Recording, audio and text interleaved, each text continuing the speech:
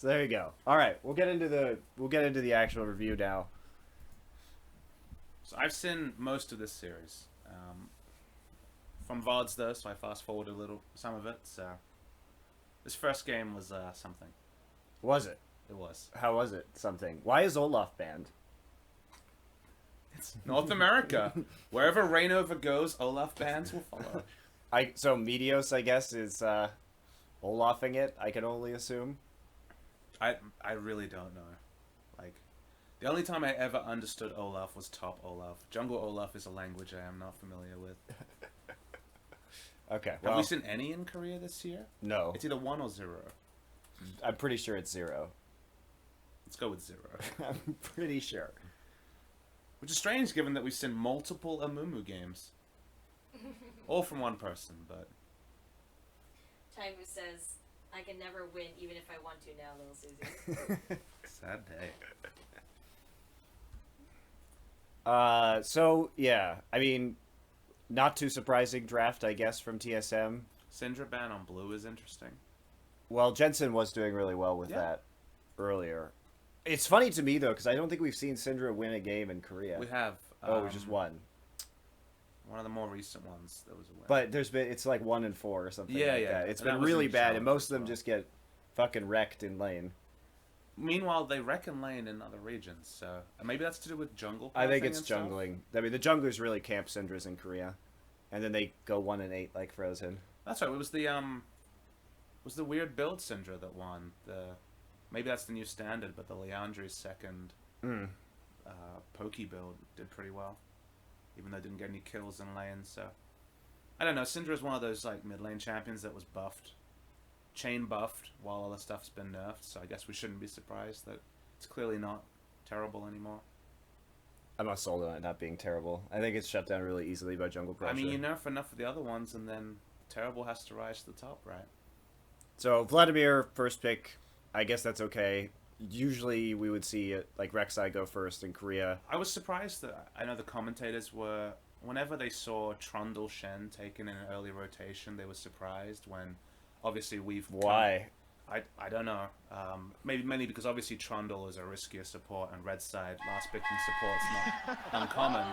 But in this particular game, I think it was Azael who was like, Trundle Shen's, you're not showing the flex pick on the red side. You're showing a melee support that can be bossed around by a range support. But of course, we know that it's because you're taking the blocker pick to Shen. Right. Shen. And the problem is that if you don't take the Trundle there, then they have a flex pick on the blue side, and they could just use it as support and have an extremely strong support in the late game. Yeah, so I'm not saying... I think it makes sense. And I'm not saying that to criticize the caster that said it, but it's like, it's again because we've seen this so much, and it makes a lot of sense that in another region where support has often been a last pick on the red side, it's just a texture of the draft thing. And then it goes from there. Narbans obviously echo early. Not a lot. I mean, the most surprising thing, I guess, by a Korean standard is Rek'Sai making it to that late in the draft. The real question is, who is your daddy, Monty? Is that the real question? I mean, you already confirmed on stream yesterday that you go around calling me Papa in public, so I'll true. take the mantle. That's right. I'll take the mantle. Thanks, HC Dale. Also, thanks for resubscribing, Lil Burbank Raider. What is there to raid in Burbank? It's kind of like a Hot topic? shitty little suburban LA town. What are you raiding? It's not even on the coast. You can't. I don't think you can be a raider in Burbank. I think you need coasts to raid. The other interesting thing that evolved in this draft and this series, which was kind of a very much a product of the series, is that Double Lift was taking Jhin away from Sneaky a lot. From bans and from like first rotationing the pick, and I can never really decide if that's good or not when stuff like Ashe is available. Because like Sivir this series and increasingly in Korea has become a ban. Yeah. Understandably. But I can never decide how good Jhin is. Like Jhin is obviously super good, but is he better than Ashe is a question I don't really know the answer to. Yeah, I agree with you. I don't know either. I do like the Cassiopeia last pick as a lane counter pick to Vladimir. Plus, you have Echo and Gragas. They have no damage as well. Like it's only Ashe for damage. They really needed damage, consistent damage picks. I mean, in that spot, what else does damage and is in the mid lane, right? I'm gonna interrupt you guys. Your donation sound is super I just turned loud. it down. Okay, but if you can put your mic sound up a little bit more or talk louder. We can try. You to can speak louder. move We can, forward. okay, and we can broadcast closer. voice. Yeah, casting voices. Casting go. voice, relaxed chat. Yeah, there's only so many options here. Yeah, we can also move the mic I'm closer. gonna move you guys. Yeah. The world's That's good. difficult. Okay. If you can't change it in the setting, I didn't know that was. Yeah, it's fine. I But already Casio did change makes it. sense. In the set. Speaking of, Raiders was a marching organization I was a part of, and Burbank is my last name. P. That's a cool last name. Lol, Burbank Raider. I'm looking forward to your Are you? frequent donator that gives multi-facts. Is the best. He showed up the other day. Montyfax is my favorite donator. All right, so let's get into the actual VODs. I'm gonna turn off donations just so the VOD isn't all fucked up, guys. So sorry, let's save those for after. I mean, the only awkward thing about this draft is that the only way to get damage out of the mid lane was Cassiopeia, and Cassiopeia into Gragas is super risky, because Cassiopeia getting dumpstered in lane is a big problem. Just like Syndra, she's very gankable. So they needed Cassiopeia, and it's a controlled like risk, but it's still a risk nonetheless. Yeah, I agree. I think the drafts are good from both teams. I think the bans are a little weird, but the drafts are good. I mean, Olaf ban is probably the only one where you're like, what's going on? It's interesting that I watched the EU final obviously as well, and it's weird how an EU gangplank's not a ban. It's like, Oh, they will get punished for that, Papas. it just keeps getting picked, and I'm like, how is it? What? But then Rek'Sai not being first picked is a surprise from a Korean perspective. I guess I mean I understand the Vlad first pick though. It's not like Vlad is a low priority champion or anything. so- No, but it feels like in Korea, like Vlad is only first picked away from like the people that only play Vlad, like Mickey, for example. Right, and also the Vladimir pick. He's so bad in the early like first 10 levels of lane that Is he though? yeah he gets shoved in, and you can always run TP champions against him. It's not as bad as he used to be. He's actually better now than he was before. I That's think, true, in but I lane. mean he always gets shoved in. Also, no Malzahar ban here. Bit interesting. It's another They Vlad couldn't counter take pick. Malzahar I mean, last yeah, that's true, but there are lots of Vlad lane counter picks, so picking him first on blue side is a bit interesting. Anyway, let's get into it. Bring it out. And he's gonna go ignite, which really is gonna continue. Our tap. You can shut down Vladimir early in this game. Look, base banners. Weird. Weird. Never seen those in Korea. Someone, it's a random side point, someone was like, the reason that there's so many, what do you call it, bug splats in Korea was because of base banners, and I was like, this is either the highest level troll, I missed the base banners every game. Yesterday we saw COG and Immortals never backing down from a fight, perhaps even influenced by the crowd to go in more than we were used to. But if we look at what happened in the semifinals when TSM was playing a little bit nervous, they actually had a lower combined kills per minute than any team had in any team had in the regular season. So TSM was actually playing extremely slow in those semifinals. And I actually think Okay. if they do that, it would favor Cloud9. Gonna do an invade. Make sure Gromp isn't taken. All right. To practice up to get more comfortable. very in this interesting. patch, and we'll see if that's gonna shine I mean, the through most in interesting finals thing in today. this series that I kind of remarked on in multiple other regions is we see a lot of two camp starts, like in terms of like both bot laners taking a camp, when in Korea it's red side invades almost every time. I've seen some more blue side invades recently, but it's rare for somebody to actually get a camp in Korea at level 1. Now you're back on the finals, TSM, and for some of these guys, their first time in the finals with this squad. Okay, so everything looks normal. Thanks for resubscribing, Juices, Hoss. This is the most pressureful game he's played his whole career. Certainly is, and for Jensen as well, his first I'll take it under finals here. advisement. And this kind of a stadium is ridiculous, and some players will rise to that pressure. By the way, and this is some not a players game where you will can crumble. just skip to the team fights, by the way. Now we'll This see is an what interesting happens. one. Right now, we have started I the bet laning you. phase. We'll see. I've seen it. It's, All right. You're gonna be Is it surprised. bad? Did win the game Yeah. late on it. It's bad game. Give some damage.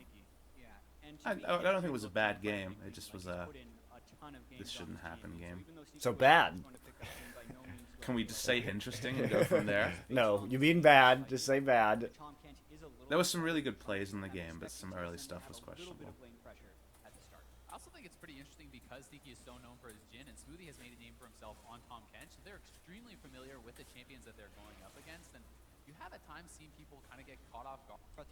All right, is anything gonna happen? So Echo's pushing into Shen, not a surprise. We'll wave clear early. Trades are still good for Shen though, because he can just block the Echo passive with his dodge field. So he does get pushed in. Shen wins too many lanes these days. Yeah, he does. Really depressing. But here we go. That's exactly Okay. if you ever get pillared off. But basically, if they do try and get too aggressive in the bottom Okay, lane, Svenskern's walking into the top side, despite the fact he doesn't have pressure in mid lane. Okay, he's not gonna. try to get that CS Cassiopeia is not gonna collapse on him. because the melees Videos are just better pieces at out. and the junglers are just super strong at ganking in this current meta. Absolutely. Gragas and Rek'Sai both Wow, have Svenskern should not be able to do flashes that camp kind right of now. back, and life gets hard Cassia when wants to it's back. the start of the Yeah, For some but reason. Even though she has his Right now, mana. Zold has And Just the wants a biscuits. tier, Look obviously. at the two mid laners fighting back and forth, and it's And Jensen blue buff. Bjergsen.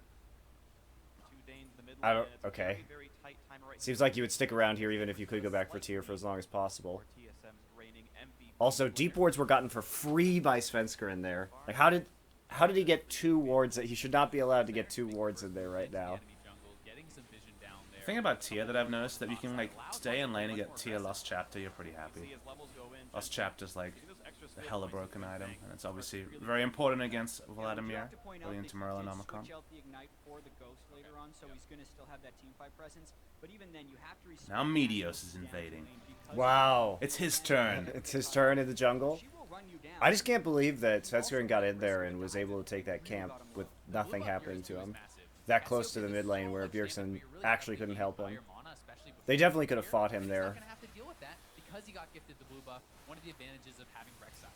And it was a Oh, you might get him. He won't quite Okay. get the poison. I don't think. Oh, he got it. Yep. So that was the start of the interesting. Before you have a tier, and he's What? not gonna have to deal with that because he got gifted the blue buff. One of the advantages. He really wanted some range minions, so he died. Oh, you might get him. So he died, just popping out of that with a dot on him. Okay, well, that's pretty self-explanatory. The output, and Jensen claims first blood at level 5. The solo kill on Bjergsen, the MVP, to start things off. What a play by Jensen. and we Was it really what a play by Jensen? Is anybody actually impressed by what? Really heavy Are you fucking kidding me? mana, especially before you have a tier. Are you fucking kidding me? Because he got gifted the blue buff, one of the advantages. Bjergsen literally just walked into his poison and took a twin fangs. And then dropped his health by pulling and died. Yeah, dropped his health. And, well, I mean, it's only would've been 20. flashed It's and 20. died anyway. Yeah, yeah. I mean, I think he would have died regardless because if he hadn't dropped his health from pool, He would've it's only died. 20% of current health. Yeah. So it was basically no health, and he would have died anyway. So I mean, to be fair, it's a level 1 Q, doesn't do very much damage. Oh, he burns down. Bjergsen I think he still dies. We're Probably. talking about. I mean, Probably. what is that? Like, what is that? level 5. Oh, you might get him. He's down to what? But you're really 100 HP. So what? More or less. tier, and he's not gonna have to deal with that. We because can he got see gifted the exactly blue how buff, much health one he of has, the advantages obviously. of having Rek'Sai. He's down to 60. 70. So he Yeah. saved 14 health. He used 14 health to pull. But level 1 Q does like 60 damage altogether. Yeah, but it would have ticked on him more, right? Oh, you might get him. Ticks on him in pool, so I guess. It's hard to say, but probably would have killed him. He would have just been flash E'd and died anyway. Bjergsen so did not expect the output, and whatever. Jensen claims first blood at level 5. The solo Moreover, kill just on don't Bjergsen, go for the ranged MVP, minions. To start things off, what a play by Jensen. What a play. kept talking about the danger of the early Calm down, Monty. sacrifice Meteos made to give the red buff early. They also gave away vision in their red buff jungle to make that power play in mid happen, but it's just an outplay at the end of the day by Jensen. He gets just enough damage down to Bjergsen. Bjergsen wasn't burning his summoners to dodge it because he thought he'd be able to leave, but it was that minor Let's see the mistake. replay of the sick outplay. Oh shit. Slow mo, boys. Gordon Jensen with no Dot, fear, dot. pushing in. Holy Gets shit. the last tick off. I really feel like Bjergsen was hoping down, to be able Monty. to get a Q off there because it was empowered and he could heal, but he just was between two decisions of saying, Jensen, you have to sit in turret. He realized he wouldn't be able to get the Q off and was too late by the time he ran away. And it's a hard choice because that W, yeah, you avoid any additional damage, but you actually deal damage to yourself when you do use it. So that actually caused him to burn down, and really big deal there for Jensen. He needs a big start here on the Cassiopeia. And now his start's going to be huge. He's got 1,000,000 mana. Even though his blue buff is timed out, he's not only got the Tear of the Goddess, but also now the Lost Chapter for the extra mana regeneration. And you were mentioning earlier the fact that Ignite Okay. might have been important to, and C9 did one of the best Okay, rotations. nothing's happening. Actually get Oh. that damage out. And it's such a huge, Really nice first huge buy boon for Jensen to having get Yeah. that kill on TLS Bjergsen, because chapter. we're talking about so much It's impressive that Bjergsen's keeping up in CS though, in spite of having to farm under his turret for a large amount of time. In this two-threat composition with a strong tank And dying. we see teams completely trying to funnel kills into those damage dealers. And when Jensen gets one on his own, boy, it's nice to have a mid laner like that. He just really likes this build, which is interesting on Rek'Sai. He always rushes that Jerem's Fist item. Like, it's not terrible, and like obviously you're farming early and you're getting stacks, but it's interesting that he prioritizes it and sits on it. Not a fan. Yeah, I think and you it's just so go for tricky Tiamat. right now because Svenskeren, you really want to visit that lane, but the vision control is being pushed up into their jungle. I know Trick so likes to just TSM is go a little old bit build and build restricted full from being tank, able to gank there. During which is the not regular kind of season, way to go. Svenskeren had a Well, really some high Korean level of junglers still do that depending on 77% composition if you have enough damage. of his pre-50-minute time That was one item spent power spike with within Tiamat's 2,000 insane though. Yeah, it is. Because you already are like gonna outpressure most matchups, and then you just have kill pressure also. Yep. Super Super good. That in this game after the solo kill, but it would be incredibly dangerous. It's time for some action. Danger right now. Trade back Very and forth to the shortly. bottom lane, but Biofrost just Oh, really? Yeah. double lift to safe. Here he is. Here comes the attempt. He's Cast. gonna get the Okay, knockback nice, in. A lot nice. of damage. Jensen flashed the way. He's Alright. running for dear life with the ghost and gets back around on a Bjergsen. Okay, Decent damage. what, face And now checking Meteos in the bushes? fray as well. 2-on-2. Shenalty comes Okay, in and suddenly TSM in a 2v3. They don't like this one. The what? flash. Oh, he What? doesn't quite land Nice on the arrow. from How did? Jensen. Oh, Jensen died. He Oh my secures it. god. However, the All right, that was trade bad goes by back. everybody. Nicely done by Bjergsen, picking up Jensen, making it a 1-1. The flash. Oh, See, that's the way- problem. Okay, so Well, I mean, the problem is that let's just set up this play first. So, okay, you're coming into gank from the Raptor Pit, right? You have no vision in the river. There's a pink ward in the river. Bjergsen is already a little bit chunked out. Obviously, he's Vlad, so can fix that. Jensen is doing the smart thing and playing up towards the top side where his jungler is. So, okay, Why it's a doesn't he nice, flash it? it's a nice explosive cast. Yep, Jensen could have flashed that, but instead flashes over to the side, which draws the Rek'Sai in. So you see a bunch of pings. Now, at this point, if you're TSM, you do not pursue this any further. First off, you can't interrupt Shenalt in the top side because you have a fucking Echo up there. So free Shenalt, free Stand United no matter what. Echo is already dropping down, but the channel's going to get there too fast with the Shen ultimate. Plus, you face check a bush when you have no vision in topside river. they have no aggressive visions. They have no idea what Rek'Sai Yeah, is. just no idea what Rek'Sai is on this gank. They don't have any deep wards in the bottom side jungle either to see if Rek'Sai was even on that side of the map or the top side of the map. They literally have no information. So, when you come in like this... Jensen takes turret shot is the big mistake. Yeah, okay. That's a bummer. It's a nice arrow from the bottom side. Sneaky does hit a nice arrow, but as you say... Like, you have to flash the cask, or you have to not take a turret shot. That's Yeah. the issue. So he dies unnecessarily there. They actually didn't even need him for that part of the gank, but he was also in danger of Echo collapsing on him from the top side. But pretty... I mean, I think C9 did a good job of playing that until Jensen died. And TSM, that was just a terrible gank. Well, I mean, the initial gank was fine, but over pursuit Yeah. was the problem. And every lane assists in that kill. You just can't do that with such a small amount of information. By going for that gank, and it backfires. Definitely did, but it's at least a 1-for-1 trade. You know, Bjergsen's able to actually get that kill onto Jensen, so not too bad, all things considered. And here we are going to have that gank once more. Should've I flashed actually thought it. Jensen could have It was pretty easy flashed that, flash, but too. maybe he wanted to try to bait it in. If he had flashed it, they may not have pursued, though. That's the thing. Yeah, but you can't be results orientated about it. If you see that cask, you Yeah, flash it. that's true. Watch this here from Jensen. Also, Impact missed his taunt He there. actually body slammed him out of his taunt flash. Yeah, he top flashed into a body slam, That's and he so well done.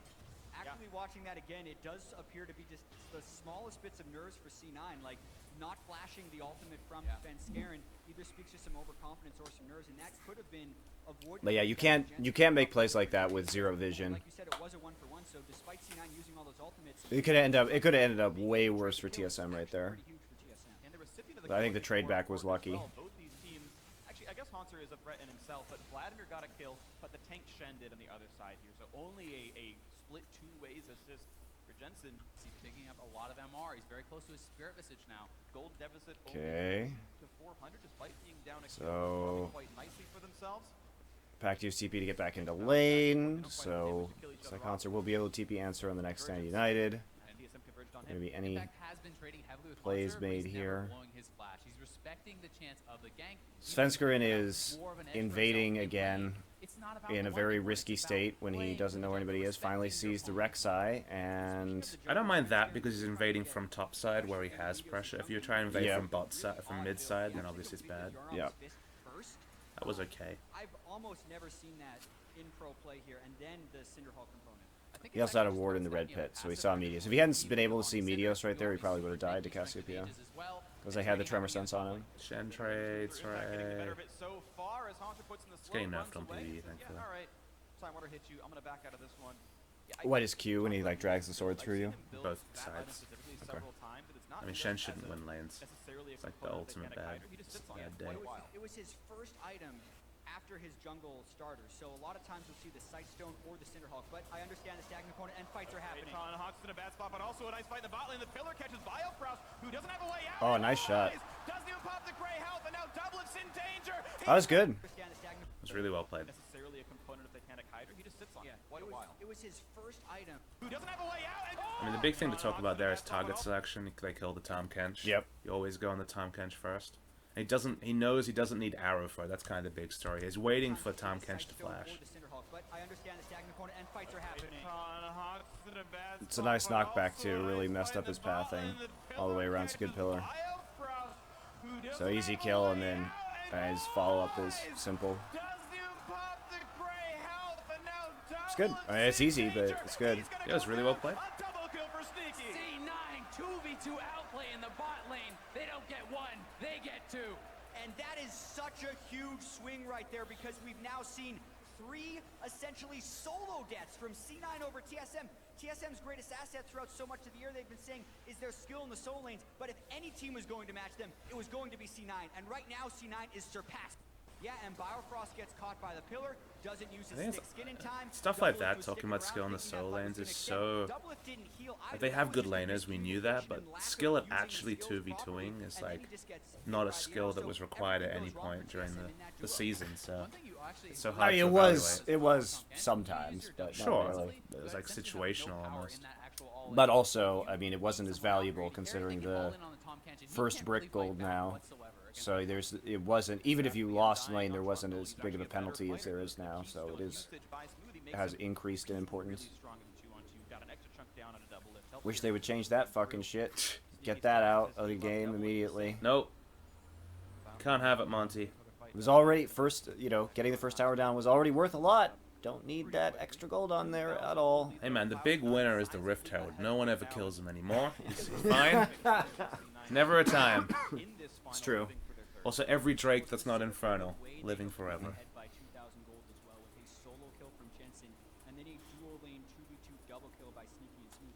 Okay, so using a couple of pink wards. Do they know that the trinket ward is there? Probably. I don't like the build. I'm not a big fan of going Ghostblade against Shen, Rek'Sai, Trundle. I mean, it's situational. Maybe it can get you some pressure in the mid game, but I feel like Yeah, who are you gonna kill when the Trundle starts stealing armor from your tanks? flat pen build gets Yeah. really fast outscaled by Yep. guaranteed armor from 3 people. Yep. I agree, that is a good observation. But then there's also the counter argument where it's like, well, my lanes are losing, so I need to get pressure in my items, or we just lose anyway. So I'm not gonna like hold it against him. I just would prefer Essence Reaver build. Well, he got rooted, but doesn't go for much more there.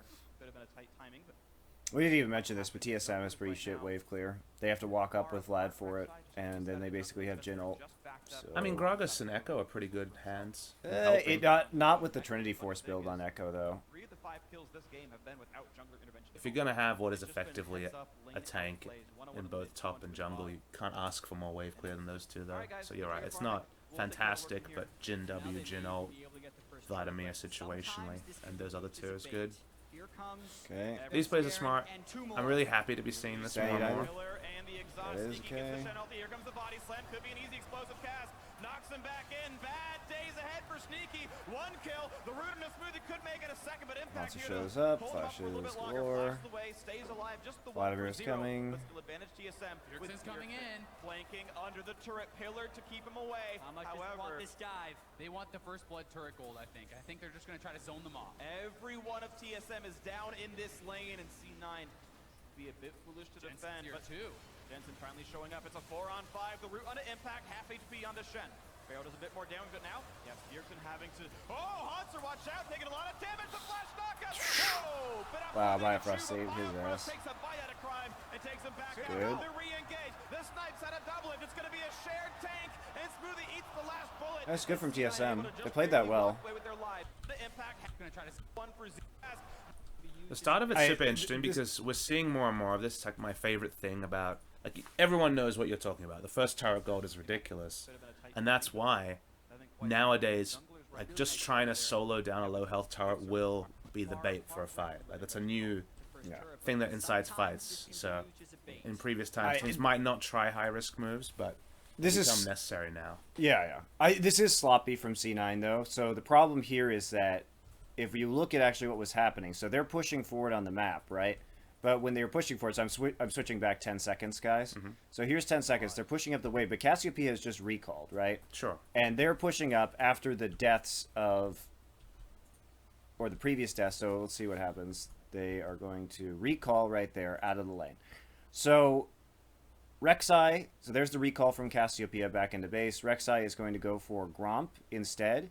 But pushing up with two people on the map when you know that there's an Abyssal Voyage available, certainly you have the Shen ultimate, but at the same time, it is, like, at best, a 4v3 in the bottom lane right now. Meteos needed a path better, and this is poor communication by C9. He should have come, because they have the pink wards, he could just literally sit in these brushes while C9 is here and guarantee the 4v4 and the turret. So this is just really bad. TSM takes advantage of this, but also it's a questionable play from TSM because they don't know where Rek'Sai is, right? So here's the thing. This is a misplay from both teams, interestingly enough, because C9, TSM does not have the vision to make this play. A good team would have Rek'Sai in the lane right now, and they would be prepping for Stand United to take out that first turret. So if that was true, TSM, if they tried to engage this fight, likely would have lost it because Shen would have arrived faster than the Echo. Now, maybe you can make an argument that Vladimir would have run down faster than the Cassiopeia, but that's still going to take some time, even with the Ghost up. And probably one member of TSM would have been dead, and then C9 could have backed off underneath their own turret. So TSM should not have even engaged this fight. They did not have the necessary information. C9, though, fucked up the entire macro of this fight by not having Rek'Sai in the bottom side. So this is actually, like, really big macro mistakes by both teams. I would argue that this play wouldn't have happened before first brick, but is necessitated in at least TSM's mind by the fact that you just can't let people take down. They already know they're losing, Yeah. and so I think that's why they make this play. So I agree, if you are desperate, you can make this play and hope that your opponent made the mistake, which C9 did. But regardless, this is not good League of Legends really by anybody. It's a risk from TSM, and it's just poor pathing by Meteos. Or communication from the bot lane. For all I know, Meteos had no idea this was going on, and the bot lane wasn't telling him they were pushing up. It's one of those things where if you asked Meteos, he'd be like, well, the mid lane shopped, so I went to get Gromp because it's unsafe to push up. I mean, So- it was safe, though, if he was there. That's the thing. Turret gold, I think. I think they're just going to try to zone them off.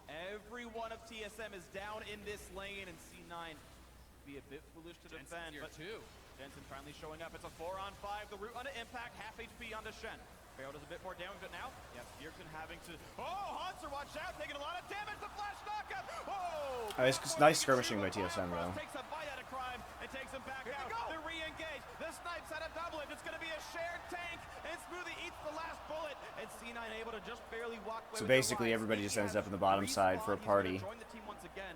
And does TSM get the Even turrets? without getting an extra kill, this Okay. could still be mission accomplished for TSM. If they could get that bottom turret, otherwise C9 is going to sneak away with an incredibly close fight. They've actually recalled They're a going to few get blue people, and buff here at least, comes so they got Meteos. something, but They're probably going to stop that now chance. they're down They TP defend. advantage in top side, so There's C9 has map C9. pressure again. So the fact that TSM didn't get anything at all out of that is pretty big. Toward We need to watch that again. C9 for getting the first turret of the game. And you can see Cloud9's gold lead now over 2,000. This time Medius because of there. this. Well, they did take the turret. Looking around to the side, he knew Svenskeren gets Oh, it just down. take it? 1100 Yeah, okay, gold to cool. C9 for getting the first turret of the game. They have the forward ward. Okay, have, so they can drag in too right now once they push. Yep. They have that option. Well, they should while they still have TP advantage. Sweeper and gets rid of it. You had both junglers there in case something did happen. Medios once again spots the enemy jungler and just jumps out towards the Drake pit. Yeah, and now There's no push in the mid lane right now, so should be easy. They have Cassio. Yep. God of taking neutrals. Now the Drake is up. Haunter cannot join, but Impact could. So TSM would have to be very scared about trying to stop this. This is risky. They're waiting for the barrel. Pretty good Close try the still. cast. Nicely played on both sides. Svenskeren hoped for the Well spike secured. steal or the explosive steal, and C9 just waited out the timer. That Q has to blow up on its own after a few seconds. They played it right, and a Mountain Drake to C9. If they can keep pressure, it's one of the best offensive Drakes in the game. But if C9 starts getting behind, it doesn't do anything for them. Yeah, as far as late game win percentages, it's actually the best by quite a bit. Getting the Barons, getting those turrets, it's all about objectives in the late Man, if game. I'm Reaper, I'm really mad about that. That play in the bottom side. Don't worry, he was he'll probably really relieved that it ended up the way it did, where they still got the first turret and the first Drake. But Don't worry, Monty. There'll be other VODs he'll review before that by the time this series is over. Oh, really? Trying to absorb pressure, so you get that global pressure. But in this matchup, because Impact has been playing so well, he's been able to bully Haunter, and that sets up situations like we just saw, where Cloud9 can get relatively uncontested Drakes. So they're kind of having their cake with the global pressure, and then eating it too with the through turrets actually very Okay. quickly. So Now with Haunter and use him. Okay. Source of the global, it's the old Hurricane's adage when you're playing done. with the Chandra, it's with his Sneaky's fate. gonna There's push no and to walk them. into They the mid can't lane. exactly leave They easy. want to hit an Knock arrow, them but out it's that probably they not going to do. happen Maybe because TSM of puts a pool. bit more pressure top Nope. side right now. Not even gonna Got try. some mid-game rotation. Sneaky shoves out bot, joins the mid lane. Same thing coming out here for Smoothie. Okay, it was a Svenskeren bad kind of cast. Stuck up with the pillar, the trophy that C9 are hoping to earn for themselves. Gets eaten.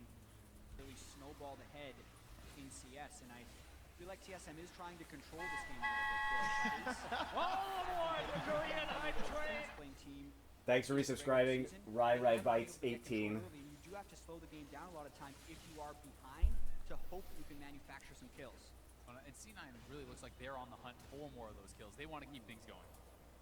I'm pretty methodical in setting up Yep. for the next turret. Arrow was there. If Yeah, just try and push him out of the jungle with the arrow. Impact gets the blue buff, so I mean it's all looking pretty good. They're starting to take over the map. C9's macro game looks solid. They're gonna lose this turret, but it was almost dead anyway, picked up this game and so not that big of a deal. So they're gonna trade more than evenly just because of the total damage to turrets they're gonna get is gonna be a lot higher in the top side. I like that they do it methodically too. Like only Ash brings up the wave, Shen and so Trundle and the Shen invade for vision. Like it's how it should be done. It's good. They get it low, but Shen also gets just a chance to farm out that wave on the bottom side, so they're actually farming more of the minion waves right now too. Because TSM has pushed off the wave on the top side by the turret siege. It's a really long lane for Shen to start getting a nice CS advantage. Oh, they're not going to go for it. Interesting. They have the vision to keep pushing. Stand uniting, teleporting back, whatever he needs to do. Right now, Impact is pressuring bot lane, so build down for. C9 could be in I'm trouble. surprised they're not going for it. I think it's because they're deep vision. Some of it was taken out, and No, they have three. They have wards everywhere they need them. Yeah. You actually can't get into the topside river without being seen. Cause look, yep, I can see them here now. There's the lane. this wall. one, this one, this one, this one. Then they have Scuttle Crab, and then they have this. There's absolutely no way that So then, TSM can why get do you into the top abandon them? river. Because Drake's not spawning yet.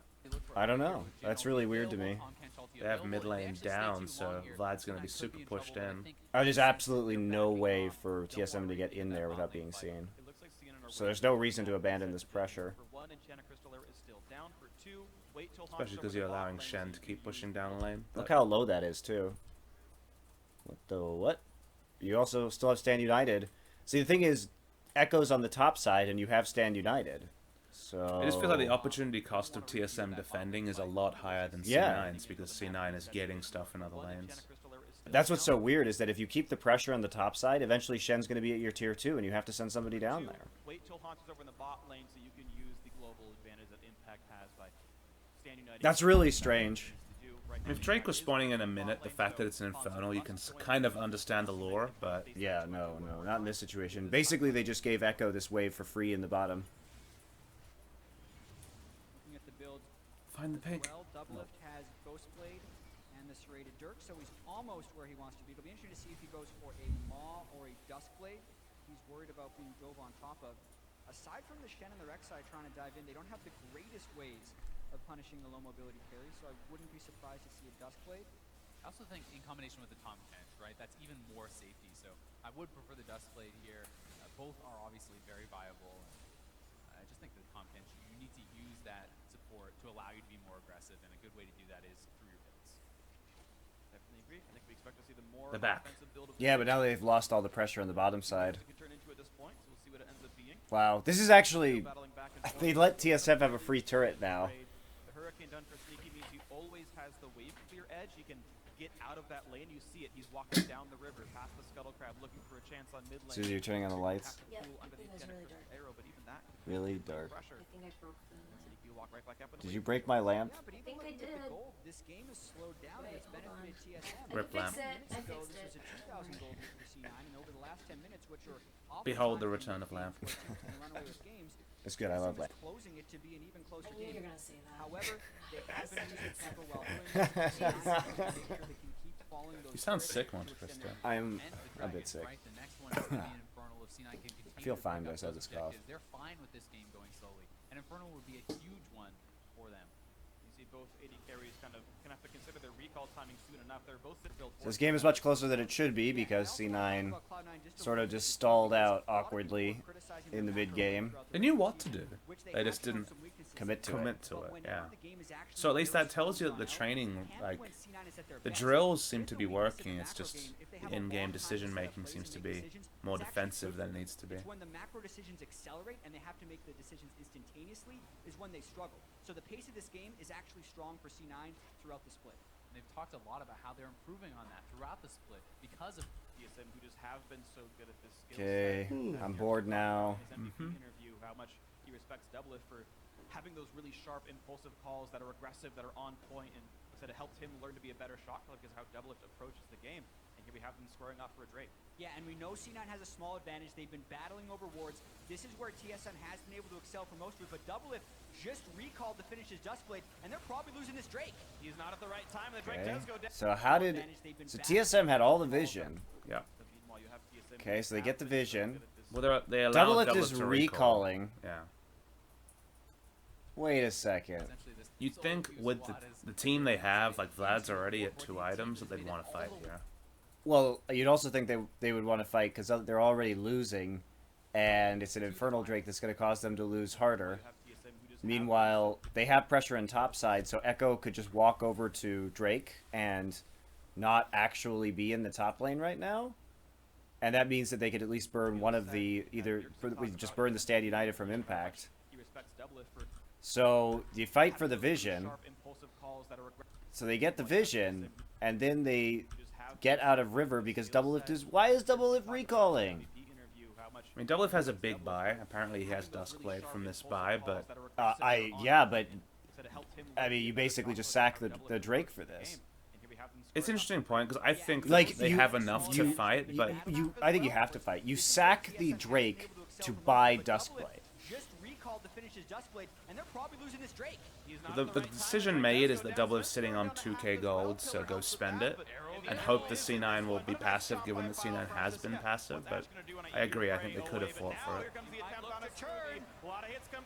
And now we're fighting over no objective. Yeah, no point to fight right here. Maybe there's going to be a bit of a re-engage as the dancing grenade. C9, you already won, buddies. Attack comes back in, looking for damage on a buyout. Frost pops the gray health. Impact's going to take the Duskblade. He's going to be alright with this one. Svensker are now low, under 1,000. Smoothie, dangerous. Holy as well. shit, No why flash. fight? Hits the wrong target. Double. It does not click the buyout. Frost. And So United you'll gets see through this because there. C9 actually engages this fight, right? All they have to do is walk back into the mid lane, but they allow Doublelift just to walk back on them. Did they know that Doublelift had recalled? No, they didn't. He was in a pink ward. So they must assume that Doublelift is there. Now maybe they think Doublelift is there but doesn't have the Duskblade and so is very weak. It's possible. But once you get the Drake, you do not fight over more objectives. Because just ask yourself, what is the point of Drake? Infernal Drake, 8% AD and AP. So if you get it, you should wait to fight because the longer you wait, the more value it has. The objective you just took does not reward you for fighting right now. It's not an Elder Drake, right? Which would reward you for fighting right now. So there's no point to fighting right now. I'm really not impressed with this game. Only the Drake losing its life, but now suddenly Hanser back in this one on the front line. He's out of health. Oath back double. It does not click the Okay, right how does Hanser champion. get over there? He just decides to They all suicide. walk away. Only Okay. the Drake losing its life, but now suddenly Hanser back in this one on the front line. He's out of health. Oath back in. He can't quite kill off Smoothie. I mean, he ults into the miasma. I mean, why is he walking there? Yeah, but he can't get out with phase dive.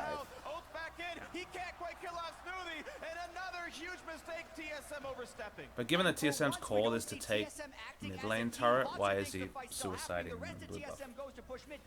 Is the bigger question I would ask. Well, we could ask, were they going to be able to get there? But the answer is no. They were too low when this fight began anyway. So Hanser goes in. I don't know why he thinks he can kill Impact when he's been having such a hard time with him in lane, and Jensen and Smoothie are still there. I mean, the information he has is that it's a 1v1 with Impact, but Impact's not relevant to wave clear in the mid lane anyway. And he's not. He also can't get there. He's already been. There's no clear path for him to the mid lane. I mean, if you're in the first place. occupying a Sivir who can wave clear, then it makes sense. But if you're even if occupying it was, a Shen, even if it was a Sivir, how do you get this Shen into mid lane? If you're C9, like, how do you get this player? Look at the positioning. I agree. They've got wards. All Hanser has to do is like stand here and just make sure Impact doesn't walk through river, because otherwise he has to go all the way around. They can see him if he comes in here or just AoE him in the choke. Otherwise he has to walk all the way back around. So it doesn't matter if this is Sivir or Victor or a huge wave clear champion. He literally just can't get there in time. Well, he dies. If C9 had not taken that fight and gotten super chunked, they wouldn't lose the mid lane turret either. So they trade Drake. So every time we see C9 do something smart in this game, they just give up a free objective at the same time. He almost overcommitted himself to knock down that mid turret. They did get the objective, but C9 got a kill and a Drake. And now it's what can C9 get on the back end of this play? Can they push down mid? Can they get anything back? Because it's TSM with low health bars, and C9 is back out Big on wave the field. pushing him bot. One of the biggest criticisms for C9 was their Yeah, that'll allow C9 probably to take mid turret here. that Jensen and Sneaky are starting to accumulate. Definitely are getting pretty big. 2 kills on each of them, so 80% of C9's kills. So hard to walk are up on against their two carries. Gragas as That's a Cassio good sign. and Ash, Team though. as they grow on. Infernal Drake, the best Drake to have if you have a gold lead, generally speaking. If you're ahead by much, it really cements your. So one of the things C9 has this game is they have really fast Baron take. Both Ash and specifically Cassiopeia do a lot of damage to Baron. They also have Shen to tank it, so it's really big for them to take mid lane turret and get down deep vision, because yeah, if you're out of vision for any amount of time, Baron is super fast for C9. Where they can kill the Jhin by getting the tunnel in, specifically a level 13 deeper by adding the Shen into the mix as well. This gold lead for C9 right now should be like 5k, but it's It not. was 4k early, and or 2 or 3k early, and it's not grown. 1,000 gold different, 26 minutes in. If I had been watching this live, One good team fight. We've seen and back and forth. C9 wins this game, right? Over in Europe, Spicer winning fights with a Yes. 10,000 Okay. gold deficit. Even if I had been watching this live and C9 won this game, I would have predicted TSM to win this series. Well, the best team Just because like C9 has been so bad at snowballing a lead, and TSM has been generally pretty good at that throughout the season. The opening up. gonna hit Smoothie, slow down. There's a nice body And I slam. would have This is looked at it and Jensen. said, okay, Does not put him into the team. all right. TSM are It was. I would have looked at it and said, okay, it was kind of a fluke that they got all these junglerless kills in the early game for C9. I mean, how many and if times they in- can't snowball that lead, then I'm like, okay, they're not going to win I this mean, series. how many times in a best of 5 will you get multiple solo kills in Exactly. different lanes, and then you And if you close can't it win on out that, slowly? yeah, if you can't win off that, that's like really bad. America. It's looked to make This is a big fight. There's some interesting interactions here. One of them I think is completely luck based, which you'll see shortly. Okay, so curtain call hits opens up. Smoothie, slow Jensen down. There's a nice gets. body slam. So what happens interestingly here is that Jensen would have got knocked into the team, but his ally Trundle Pillar stops the Gragas displacement. Oh, interesting. I don't think it was on purpose, like the commentators were spitballing about whether it was or not. I think it's just in the choke, but Yes, I think it's just in the choke. but it like does help out a lot actually. Body Right. slam in, looks for So he's Jensen. able to Well, would that have actually thrown him into the team? yes. I don't know, that placement, he might have just hit the wall. I think it's enough. He might have just hit the wall right But the here. displacement's quite a lot of units, so I think that wall's thin enough that it would have gone through it. The opening Hard to tell. It is hard to tell. And we have the benefit of watching in slow motion. I don't know, he goes sideways, dude. He gets pushed. Oh, he gets by pushed the by that Trundle pillar. pillar Okay, so sideways. yes, you're right. Yeah, because if he had been here, Yeah. then it definitely would have shot him out. Okay, I agree. So that works out really well. He still has shield to turn around and beat Cassiopeia. So good for Cassiopeia. Flash out, stays alive, dodges the snipe. Sneaky's positioning's so risky, but it works out because TSM goes in two different directions. It's a nice volley. Yeah. That just makes sure Bjergsen can't come around and flank him quickly. His ghost is already down. Sneaky plays that really well. Sneaky this series was pretty good. This game especially. That was really well played by Sneaky, actually. I mean, Bunny was originally in the team for being the better mechanical 2v2 laner, and Sneaky's obviously had his question marks all season, but they straight up 2v2 kill them, and both of them are on point this game. I think Smoothie's one of the unsung heroes of C9 because he's really leveled up, and even when I observed him, like right when he was trying out for the team, he has a really good voice for shot calling and a good mind for the game, so he's now marrying the two things together and looking really good. Would be very risky still to go for that Baron. Can they actually do it this early in the game? And some bases are happening. Meteos could ult back. They do have Cassiopeia and a Mountain Drake, so the threat is very They real. Do people even know about the stuff he They did can with the start it, and they're gonna force double it, No, Svenskeren but and it's not Hauser to a stop secret. them. Oh, do you want to tell them just so they have some context on that quote you just gave? Sure. Back when C9 were in Korea, they brought over Smoothie as competition for Bunny and just asked me to watch them and have an opinion on the two players and what they brought to the team. So yeah, just an outside voice at the time. And they eventually obviously decided to go with both. Okay. I mean, it's a nice Baron, but... You have to do the Baron there when you have Cassie. Oh yeah, of course. I mean, you're 27 minutes in, you pick up 2 free kills, and you have a Cassie, and their jungler has 300 HP. But I mean, like, if you pause it here, there's so many variables why you do the Baron. You have high Baron damage, and you might say, okay, your smite's chunked out, but Rek'Sai can ult back in, and you have Shen to tank it forever while Rek'Sai's recalling. Yep. So it's just it's a gimme Baron. And Svenskeren has no HP. Yeah. And Double Lift has no mana, so he can't poke you. Some bases are happening. Meteos could ult back. And Haunter has no ult or no TP to get back in. So, basically, this is the easiest Baron in the universe. Here comes the attempt. Void Rush back in the mix. Impact full HP. Looks for a knockup. Can't quite get on Svenskeren, but it's still TSM low on health. Baron didn't reset. 3,000 health. Svenskeren's not in range to steal. They got it. C9 gets the Baron. They've got a 4,000 gold And they lead make it and a Haunter. catcher on Haunter. They force his flash. Debilitating poison wasn't there quite in time. Massive swing there for C9 as they pick up the. Alright, this game should be over now in spite of the fact that there's not much of a gold lead. And I'm pretty sure Smoothie just made the sickest play I've seen all day. I think he intentionally... And it's a 3k gold lead, but with the 2 Drakes and with the Baron, they should be able just to snowball this. See if they actually can manage to I mean, you also look not at give up objectives this time. you look at TSM's comp. Like, they're obviously behind in the game. How do they get back when they have Gragas as only initiation? Yeah, basically they have to make a pick with Gragas. Or they can make a Tom Jhin. Kench play. And theoretically, Jhin can, like, root someone, but Yeah. the people that he's rooting is going to be tanks, so it's not going to do much. The easiest way to do it is probably just to catch somebody out with Abyssal Voyage in a side lane. But why are they in a side lane? They have a no teleport exactly. mid laner. Shen is obviously not the person that's the easiest to take down, even if you commit 4 people. And it's not a proto belt Vlad, so even he's not a good solo initiator. Also, if you try and Abyssal Voyage Shen, if you're smart, if he's just 1v1 against the Echo, he'll just stand united immediately and finish his channel before Tom Kench can do anything to him. Yeah, I guess so. You're right. I guess those two would require the 3 auto attack Devour to get. Yep. anything done. There's nothing you can do to stop him. It's over. So that's why I think they're being pretty conservative. They know the game is still within reach, and they're just. I mean, this game you win as TSM if you go better in the early game. If Echo has pressure with Trinity Force, and then you just teleport on, and Vlad can just basically Rambo all in people. Well, the problem is that Svenskeren, he probably would have liked to have been trying to kill Shen in the top side, but because Bjergsen got soloed, Svenskeren had to come into the mid lane. And so they couldn't capitalize on the Echo pressure really at all. Focus on objectives, calm, collected play here from Cloud9, who does not seem to be affected by the nerves at all.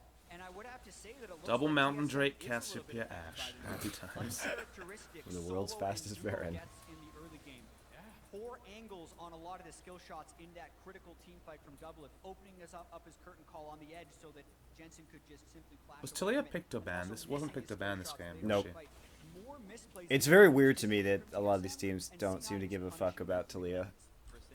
Just bonkers. Baron buff still on for a few more seconds, and it will be enough Cassia to also probably fits this knock comp down bot lane. slightly Two better. TSM just don't have the wave Nah, over I think Talia would have been fine. You have more globals that way. Cloud9 even kills them faster thanks to these mountain She also is good into Vlad. a world where TSM can't keep up. These item breakpoints are coming in It's so interesting. quickly for C9 I think on Cassia top. does more damage, EA just so gets that's why I picked up. take her. Oh, but- definitely, yeah. Impact Visions is But third item. I think it's interchangeable, though. If you run Shen, Talia, Ashe, at least you can always just outnumber people on the map and make picks. The thing with that, though, is that if you don't make the global moves with Talia, if the global plan doesn't come together, then you lack damage in the late game. Yeah, so- I mean, you don't want to be team fighting with it. Quite good. Several turrets picked up, several thousand gold. And It's that's just a viable composition, Sure. is what I'm saying. It's definitely better than like Malzahar, which is the only other like lane against Vlad you could even consider.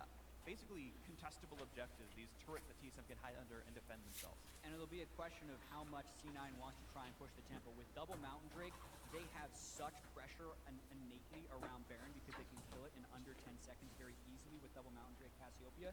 But they still have Ash Arrow and Trundle Pillar, so if they really wanted to, they could try and aggress and catch TSM while they're. So how should C9 be playing the map when they're so obviously massively ahead here? Because it feels like, as usual, they're a bit slow on ways to actually finish I would games. just wait for next Baron. I would just wait for next Baron. You're always going to scale harder with Infernal.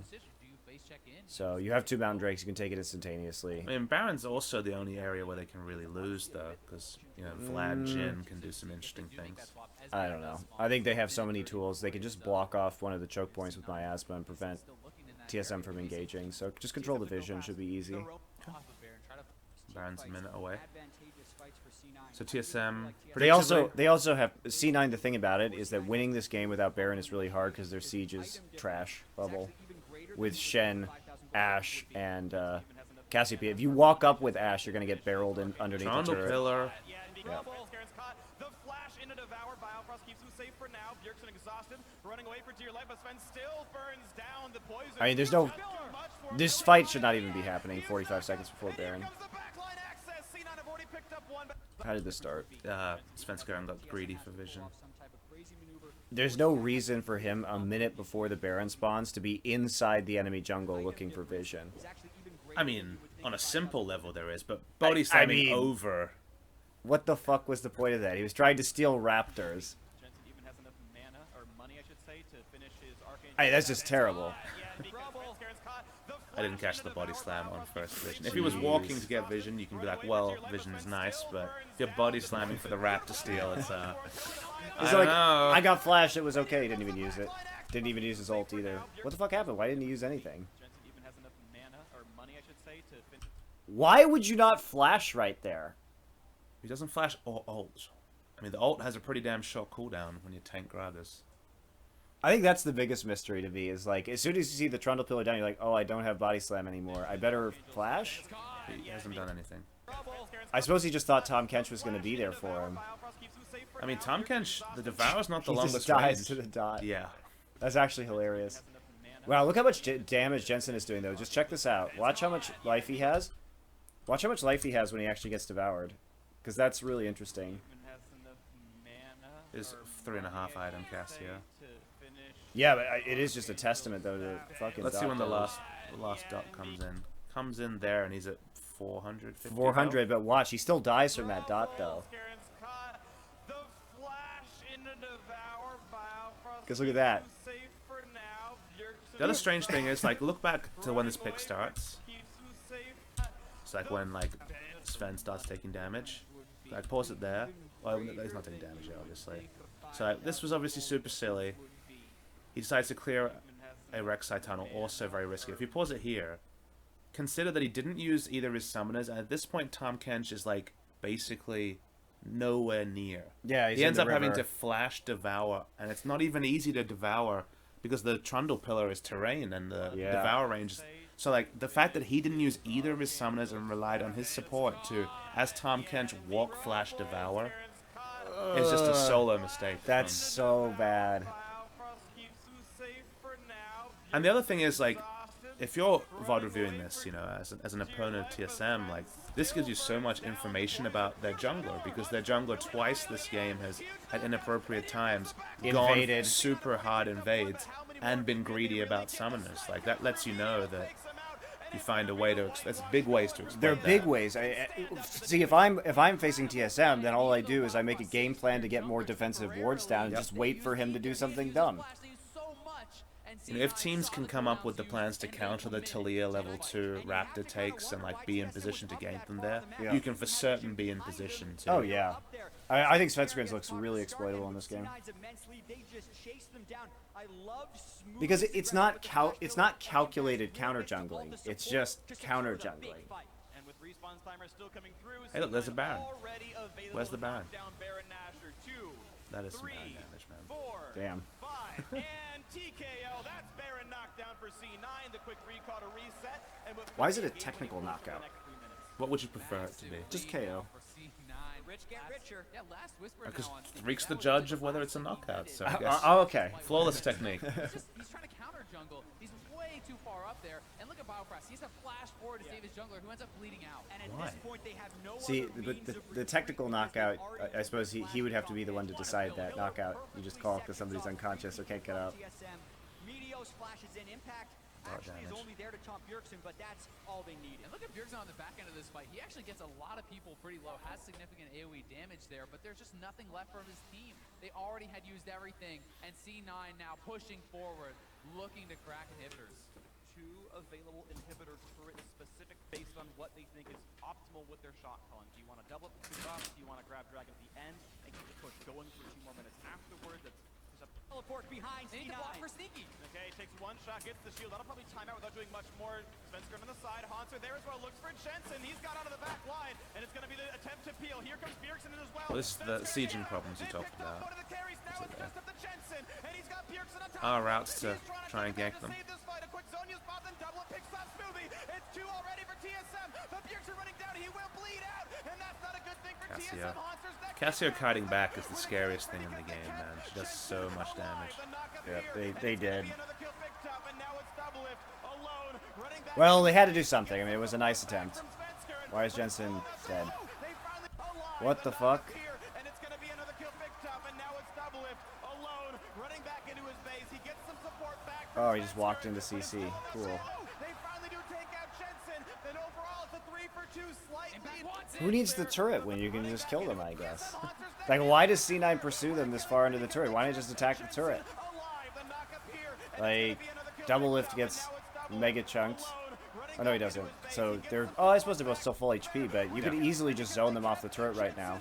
Because you have the Shen and the Rek'Sai, so they could just walk up. What you can do right now is you can just walk these guys up on either side of the turret. Impact can walk back behind the turret to lose aggro as the wave comes in, and Jensen just sits there and autos it. I mean, you can always throw down a miasma when it's back off cooldown Yep. as well to zone. Yeah, so... And they're That bringing was- in a cannon minion wave, sorry, a baroned up minion wave, so...